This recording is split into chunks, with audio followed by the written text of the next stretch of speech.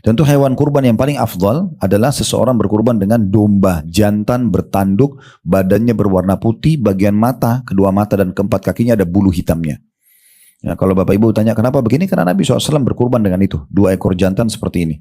Itu kita siapkan itu domba itu, cari di peternakan-peternakan kita cari sampai dapat domba itu. Memang ada, tapi tidak banyak. Ya, domba-domba jantan yang bertanduk, semuanya bulunya putih, bagian mata dan keempat kakinya bulunya warna hitam. Kalau tidak ada boleh warna apa saja, ya. Tapi Nabi SAW berkurban dengan 2 ekor domba jantan, gitu ya. Dan boleh betina, boleh juga misalnya kambing, karena kambing sama domba mirip, ya, tidak masalah gitu. Jadi boleh.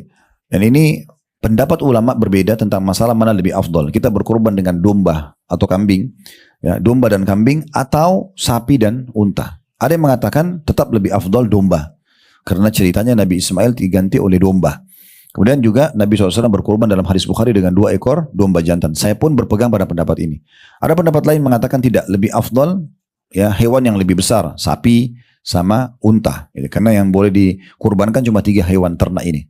Kambing sama domba satu jenis, kemudian sapi dan kerbau satu jenis, dan unta. Nah, 3 jenis hewan ini yang boleh dikurbankan. Gitu ya. Dan anjurannya agar Bapak Ibu berkurban lalu mengambil sebagian dagingnya untuk kita makan. Kalau tidak bisa boleh kita bagikan semua. Tapi intinya adalah usahakan berkurban. Khusus domba atau kambing, boleh 1 domba untuk 1 keluarga. Ya misalnya sang suami sembelih, dia niatkan untuk dia sama istri dan anak-anaknya itu boleh. Ya. Kalau sapi, maka 1 ekor bisa maksimal 7 sama unta, 7 orang. Maksimal ya. Tapi jangan dipaksakan. Misal contoh, Bapak Ibu punya kemampuan untuk berkurban. Ibu punya uang, suami juga punya uang. Berkurban masing-masing. Masing-masing itu lebih baik gitu kan. Ini ibadah individu kepada Allah Subhanahu wa taala ya. Misalnya ibu mau korban sapi sendiri, suami juga sapi sendiri, itu enggak apa-apa. Itu malah bagus gitu ya. Dan tidak harus dipaksakan 1 sapi masuk 7 nama. Ada seorang ibu dulu pengajian bilang sama saya, "Ustaz, saya mau ikut kurban nanti di tempat Ustaz." Baik.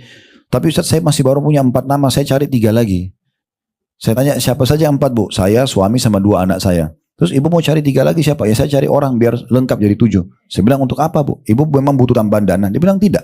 Kebetulan beliau orang mampu gitu kan." Saya bilang, "Enggak usah. Kalau bisa 1 sapi 1 orang, 1 orang aja. Kalau memang betul-betul harus gabung karena enggak cukup dananya, baru gabung 2 orang. Enggak cukup baru 3 orang. Jangan dipaksa 7 orang. Nanti pahalanya terbagi 7 gitu." Ya, ya.